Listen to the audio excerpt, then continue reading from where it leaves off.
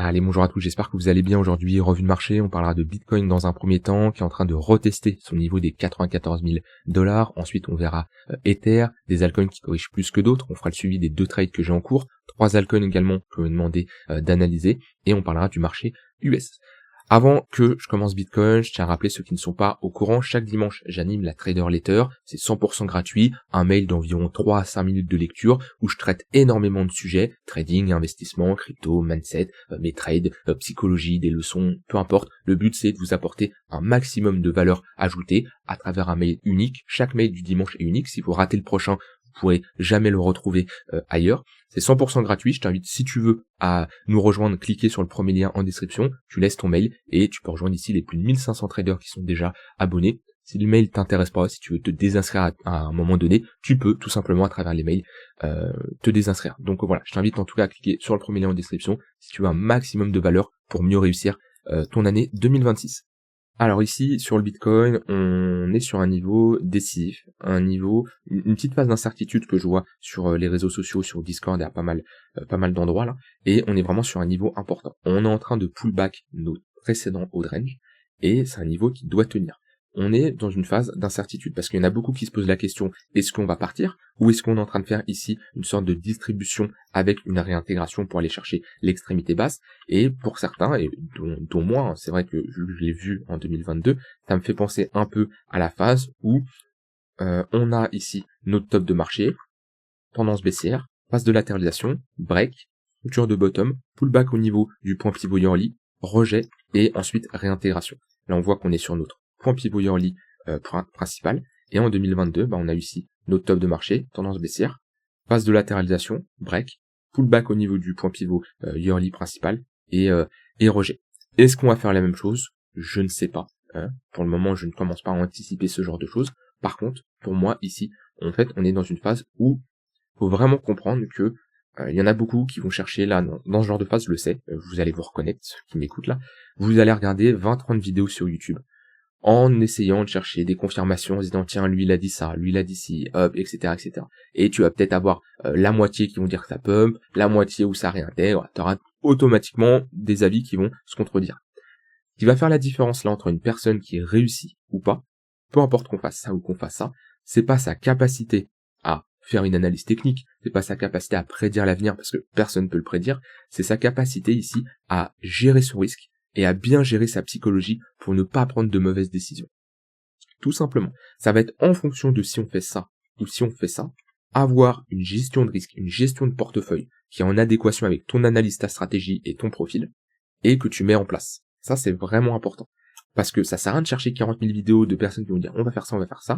Techniquement, personne n'en sait rien, c'est des probabilités. On a plus de probabilités d'avoir ici une continuation. Okay, la personne qui nous dit non, plus de chances d'avoir une continuation à la baisse. Non, on vient de break, donc techniquement, il y a plus de chances de, ici, flip ce niveau de résistance en support. D'accord, ça c'est un fait. Maintenant, à prendre en compte, c'est ici, c'est quoi votre plan pour la suite? C'est quoi au niveau de gestion de risque? Qu'est-ce que vous faites si on fait ça? Est-ce que vous coupez des positions, que ça soit d'un point de vue court, moyen, long terme? Ça, c'est des questions que vous devez vous poser. Vous devez surtout vous poser, vous, qu'est-ce que vous allez faire? Plutôt de, est-ce que ça va break ou est-ce que ça va pas break? Cherchez pas cette réponse. Cherchez surtout, vous, qu'est-ce que vous allez concrètement faire si on commence à réintégrer ou si on commence à continuer à la hausse? Ça sera quelque chose de plus pertinent que de regarder 40 000 vidéos sur YouTube où vous n'allez pas savoir, au final, vous n'aurez pas votre réponse parce qu'il y aura des avis contradictoires. Moi, en tout cas, si vous voulez mon avis, pour le moment, j'ai aucun signe de réintégration. Et je commencerai à me poser des questions si vraiment on clôture en dessous de la value high et si on break ce creux-là. On peut très bien pullback ici, hein. On peut revenir chercher ce niveau-là. Il n'y a rien de mal de pullback un niveau. C'est même assez courant d'avoir des break pullback. On le voit à ce niveau-là, break pullback. On réintègre ici, on revient chercher plus bas même et on rebreak pour repullback à nouveau. C'est assez classique d'avoir ce genre de phase où, vous voyez ici, hop, phase de latéralisation, break, on pullback. Ok, c'est normal d'avoir des phases de retracement. Ce qu'il faut, c'est ne pas réintégrer et de ne pas flip des niveaux de support en résistance. Là, on vient de repasser au-dessus. Très bien, on est dans un flux qui reste haussier, les creux et les sommets sont de plus en plus hauts, très bien, maintenant il ne faut pas réintégrer. Donc pour moi, je maintiens ce que je dis, on a plus de probabilité d'avoir une continuation de la hausse. Maintenant, oui, j'ai une stratégie, oui, je couperai certaines positions, oui, si on commence à réintégrer. Et je ne vais pas juste subir en me disant, je vois une déviation, si ça arrive, hein, c'est pas le cas encore, mais j'ai une déviation comme en 2022, et non, je fais rien. Non, il y aura des mesures qui seront prises, j'aurai une réduction de mon exposition, je couperai certaines positions, c'est un fait. Pour le moment, on n'en est pas là. Donc étape par étape, pour le moment, voilà. On a une phase ici de correction. Demain, après-demain, week-end, ça va peut-être être un samedi dimanche avec une faible volatilité, un peu comme ici, voilà, à latéraliser ici. Peut-être qu'on aura une surprise, je sais pas, mais en général, c'est rare qu'on a des cassures le week-end, sauf si on a des annonces de ouf. Et lundi ou mardi, on pourra avoir une reprise à la hausse ou à la baisse. Mais, comme je dis là, ce que vous devez faire, comportez-vous vraiment comme des traders et des investisseurs qui prennent leurs propres décisions. Votre but, c'est pas de chercher qu'est-ce qui va se passer, c'est de vous demander si on va là, ou si on va là, ou même si on fait un nouveau sommet, qu'est-ce que vous faites? Qu'est-ce que vous allez tout simplement mettre en place? Ça, c'est vraiment important. Maintenant, quand je regarde comme ça la charte, ouais, là, on a un signe de perte de la tendance sur du court terme, un peu similaire à ce qu'on a fait ici. On le voit bien ici avec la perte du tunnel 15 minutes, la structure de top de marché. On a ici un M-top. Là, on a également un M-top. Donc ça nous inverse pas notre tendance moyen terme. Ok, le tunnel 4 heures est haussier, le 1 heure reste haussier pour le moment, on reste ici dans des creux des sommets de plus en plus haut. Par contre, c'est un fait, sur du 1 heure 15 minutes, nous avons ici une petite tendance baissière avec des creux des sommets de plus en plus bas. Donc voilà, mais c'est normal, c'est sain dans un marché. On voit ici qu'on a une longue tendance haussière, pas aussi longue que ce qu'on a connu à ce niveau-là, mais il y a eu quand même une tendance qui a duré du 13 janvier à peu près au 15, donc de 3 jours à peu près, ouais, 3 jours en hausse, 2-3 jours. Et là, on a ici une perte de notre tendance haussière pour transformer ça dans une tendance baissière. Là, c'est des moments où pour faire de la continuation de tendance, moi je suis jamais fan, parce qu'on est dans des phases d'incertitude. Enfin, c'est pas dans des phases d'incertitude, c'est surtout, j'ai pas une convergence de toutes mes unités de temps. Le long terme, le weekly, il est baissier. Le daily weekly, là, il est globalement baissier parce qu'on a un tunnel daily jaune qui est orienté à la baisse. Le moyen terme, il est globalement haussier, qu'on a une sortie de cette phase par le haut, on a un 4 heures qui est haussier, un 1 heure qui est haussier, et j'ai un 15 minutes qui est baissier. Alors là, j'ai une contradiction totale de mes unités de temps. Si je dessine, ici j'ai le 15, j'ai le 1 heure, j'ai le 4, et j'ai le 1 jour. Le 15, il est comme ça, le 1 heure, il est comme ça, le 1 heure, le 4 heures, il est comme ça, et j'ai le 1 jour qui est comme ça. Là, c'est le pire endroit pour trader une tendance, parce qu'on est dans une phase ici un peu d'incertitude. Pour vraiment retrouver ici une phase plus intéressante pour avoir une convergence des unités de temps et faire de l'analyse multi-time frame et à chercher tout simplement des longues dans le sens d'une tendance, enfin là je vais plutôt chercher des longues, faudrait tout simplement repasser au-dessus ici du 15 minutes et avoir un flux haussier. Vous voyez, comme on a ce genre de phase, quand on a ce genre de phase, je vais pas me dire j'ai un daily qui est baissier, je ne trade pas. Non, parce que ça sert à rien de prendre non plus 40 000 unités de temps. 2-3 unités de temps, ça suffit largement. Ici, je m'en moque que le daily soit baissé, parce que je peux quand même avoir une tendance haussière sur du court moyen terme et trader le flux. Parce que c'est normal, même dans un daily baissier ici, même dans une tendance baissière, j'aurai des phases où j'aurai des phases de retracement et sur du court terme, une phase haussière. Maintenant, là, on est un peu dans une compression. Donc je vais tout simplement moi attendre d'avoir un meilleur signal pour reprendre des trades en continuation de tendance, des trades comme j'ai pu vous montrer sur les derniers temps, quand j'avais tout simplement des breaks ou des confirmations de pullback avec une réaction acheteuse dans le tunnel 15 minutes ou dans le tunnel 1 heure. Donc voilà, pour le moment on est dans une phase d'attente. Après c'est sûr que si on commence à réintégrer, il y aura d'autres mesures qui seront prises, et si on commence à réintégrer et fortement corriger, là je chercherai des trades, mais dans le sens de la tendance, mais ici dans le cas d'une tendance baissière. Voilà en tout cas mon avis sur le Bitcoin. Le gros niveau décisif là, c'est ce niveau-là, à ne pas réintégrer, cette zone qui a fait office de support qu'on a cassé, qui a ensuite fait office de résistance. Et faudrait pas tout simplement repasser en dessous, sinon là oui, on pourrait parler de signal clairement bearish, et là je donnerais raison à ceux qui parlent de réintégration. Pas parce qu'ils avaient raison et ils l'ont anticipé, parce qu'au final le marché nous montre ça. Mais quand vous anticipez une distribution, c'est un peu jouer à pile ou face. Alors oui, vous avez une chance sur deux d'avoir raison, peut-être pas parce qu'au final on a break. Pour moi, on a plus de chances d'avoir une continuation à la hausse, mais en tout cas, je préfère réagir à ce que je vois plutôt que de l'anticiper. Voilà en tout cas mon avis sur le BTC. Au niveau de l'Ethereum, on est toujours sur cette phase de latéralisation, dans cette phase de latéralisation. Je vais faire très vite sur Ethereum, il n'y a pas grand chose à dire, c'est tout simplement un range. Quand on est proche de l'extrémité haute comme ça, il n'y a pas grand chose à faire à part chercher des shorts ou alléger pour quelqu'un qui s'est positionné sur l'extrémité basse, quelqu'un qui a pris des positions, que ce soit en spot ou en swing trading. On a une hausse de 20%, c'est une très bonne performance pour au moins avoir un TP1. N'hésitez pas à prendre des TP partiels. C'est pas toujours, oui, je prends un long et je dois absolument faire un x10 x20. Non, prenez des TP partiels, n'hésitez pas à sécurité et vous serez bien content. Une personne qui a acheté par exemple ici une partie, un Ether, 2 Ethers, bref, peu importe, on s'en fout du montant, le plus important c'est le pourcentage de votre capital, on parle jamais en montant, ça sert à rien du tout. Quelqu'un qui prend plus 20%, bah c'est une bonne opération et il sera très bien content si on fait ça. Je sais pas comment faire ça, mais admettons on fait ça, il sera bien content d'avoir allégé. Et si on commence à break, faut pas commencer à se dire oui, mais si j'avais pas vendu, j'aurais fait plus de profit, à faire des calculs, tiens, j'aurais pu partir en vacances, j'aurais pu m'acheter ça.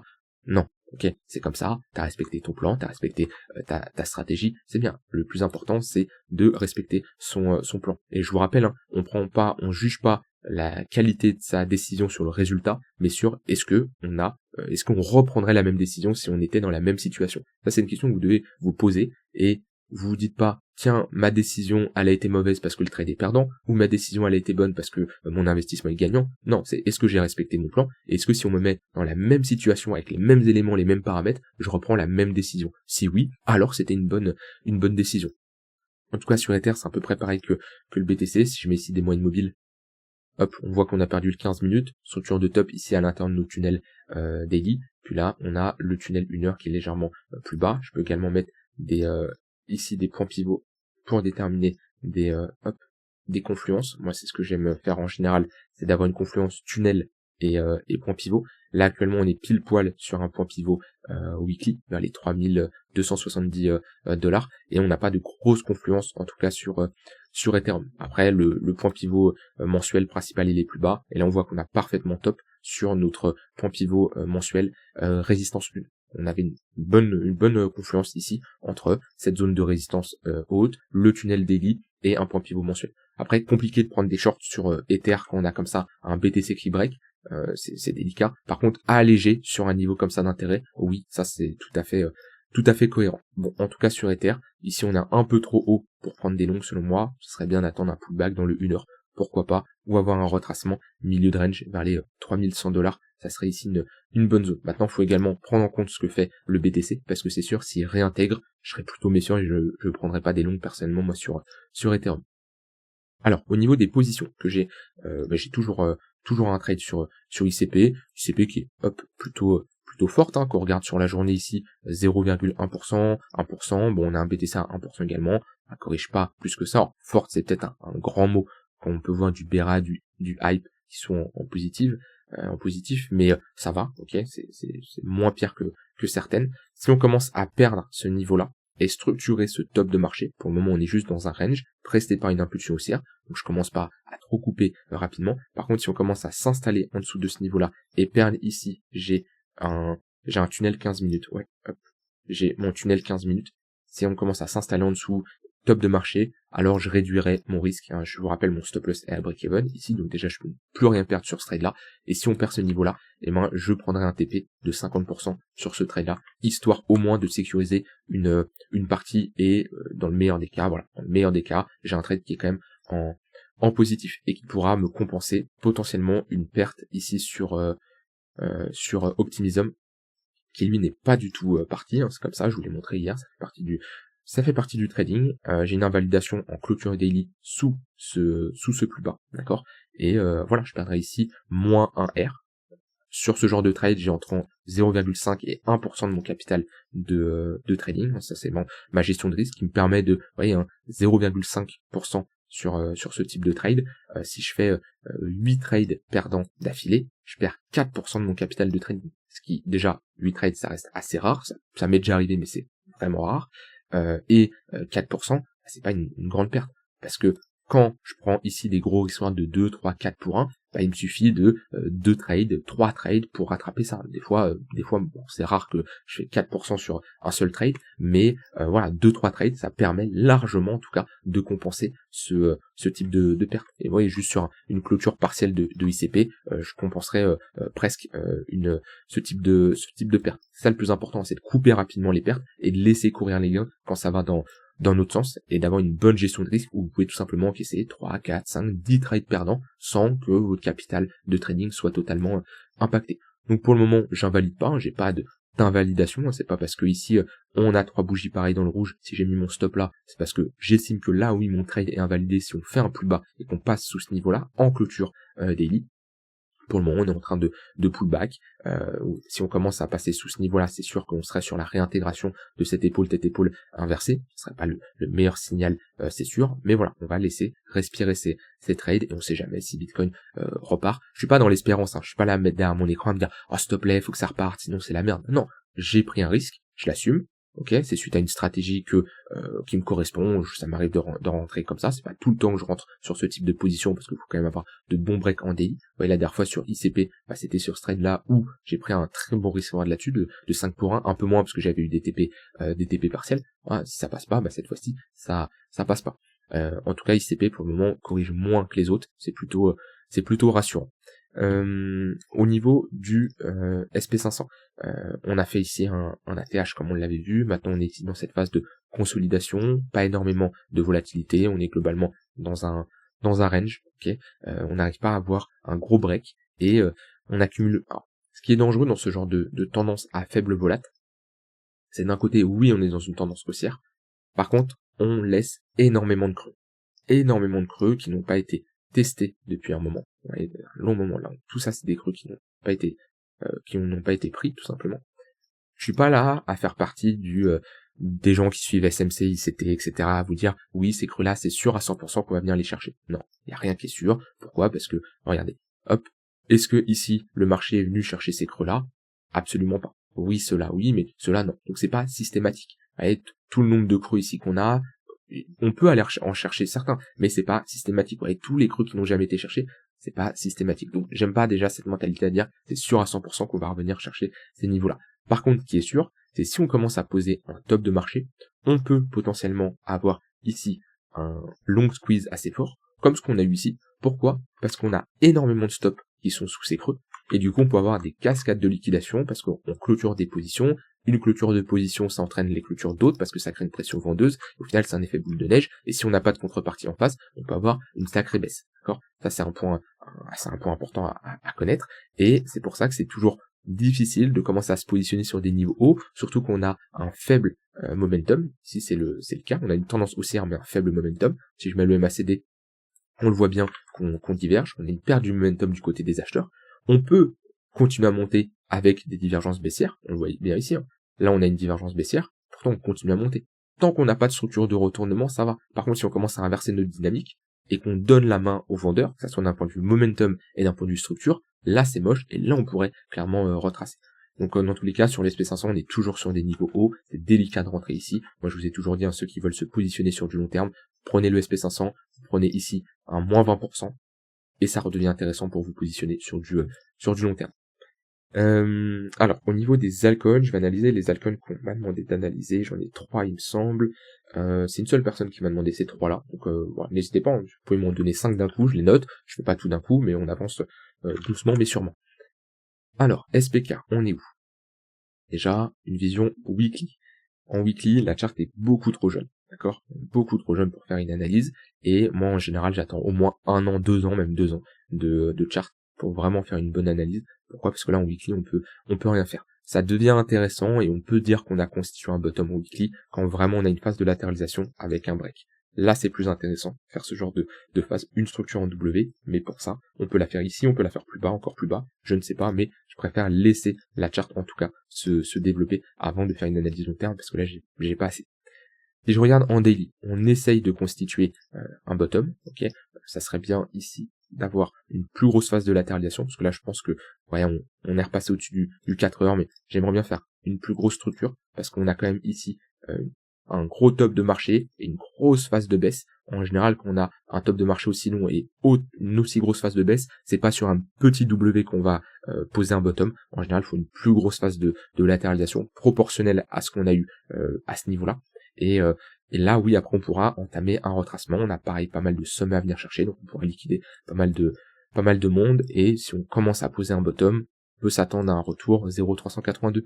On a les 0,58 au niveau de la ligne de coup. Je dis pas qu'on va remonter aussi haut, d'accord, parce que là on serait clairement dans un x3, x4. Donc c'est un peu trop difficile de prédire ce genre de choses. Par contre, ce que vous pouvez vous regarder, ce que vous pouvez faire, c'est d'attendre d'avoir une confirmation acheteuse avec une plus grosse structure, d'avoir l'entièreté des moyennes mobiles qui soient orientées à la hausse avec un fort momentum. comme on a ici, mais à la hausse. Là, cette fois-ci, c'était à la baisse, mais la même chose, mais à la hausse. 1, vous faites de la continuation de tendance, et 2, vous pouvez vous positionner sur un bottom, quand on aura ici la confirmation d'une plus grosse structure. Par contre, bien sûr, si on fait un plus bas, on est plutôt ici dans un contexte où on va chercher des shorts dans le sens de la tendance, comme pendant toute cette phase, ici, toute cette tendance baissière. Ensuite, on va demander une analyse de Baby. Alors pareil, un chart beaucoup trop jeune, faut pareil attendre une structure en W pour valider un bottom. Et là, quand je regarde en daily, on est clairement dans une tendance qui est baissière, des moyennes mobiles orientées à la baisse, le 4 heures sous le daily. On a eu un excès, mais on n'a pas réussi à s'installer au-dessus. Et pareil, on est ici dans un contexte où j'aimerais bien avoir une phase de latéralisation. Je veux pas avoir une reprise en V-bottom, je veux avoir une meilleure structure, une meilleure confirmation qui me confirme tout simplement que, ok, là oui, le bottom il est validé. Là pour le moment c'est pas le cas. Et on voit que on est dans une grosse trend baissière depuis à peu près presque un an là, depuis avril 2025. Il n'y a pas eu de structure de retournement, on a un tunnel daily 4 heures qui sont baissés depuis un long moment, c'est pas là juste un bottom qui s'est dessiné en 2-3 semaines qu'on va vraiment parler ici d'inversion de l'entièreté de cette dynamique baissière. Donc là pareil, j'aimerais bien avoir un marché qui latéralise pendant un moment, encore un mois, et qui break. Et là on pourrait parler de retracement. Mais là le bottom il est beaucoup trop court pour vraiment poser un vrai bottom. Après, ça arrive des fois d'avoir des rebonds en V-bottom, mais souvent c'est très rare que ces bottoms-là tiennent longtemps. Et dernière crypto, ATH. Alors, on a que des charts baissières. Est-ce que la personne, alors je sais que c'est qu'une personne qui m'a envoyé ces trois-là, est-ce que c'est parce que tu t'es positionné sur ces trois-là et maintenant c'est un peu la panique de ton côté? À chaque fois que tu rentres en position, tu dois toujours te poser la question, je rentre en position, mais où est-ce que je sors? Que ce soit pour prendre tes profits ou pour prendre un stop loss, peu importe. Mais le vrai endroit de sortir, ça dépend où tu rentres à chaque fois. Mais c'est soit qu'on a une réintégration à ce niveau-là, soit qu'on perce plus bas. Il y a plusieurs endroits d'invalider ton trade. Parce que là, on est clairement dans une charte qui est baissière. On a validé un gros top de marché. On a des moyennes mobiles orientées à la baisse. Et là, c'est même la charte la plus moche. On n'a même pas break le tunnel 4 heures. On est toujours dans un flux qui est baissier. Et je vais te raconter la même chose que j'ai dit dans les autres. Soit on a une phase de latéralisation, un break du 4 heures. Et là, ok, on pourrait avoir une phase de retracement. Je ne parle même pas d'ATH là. Au moins un retracement, on pourrait revenir chercher globalement notre précédent bad range, ici vers les 0,025, ce qui fait quand même à partir de là un petit retracement intéressant. Mais ça c'est uniquement si on a une phase de latéralisation. Pour le moment, la plus grosse probabilité, c'est ce qu'on fait, rejeter dans le 4 heures et avoir ici une continuité d'autres tendances baissières et faire un plus bas. Là techniquement, quand je regarde ce genre de chart, on a plus de probabilité d'aller chercher ce creux-là que ce sommet-là, parce qu'on est dans une tendance qui est baissière.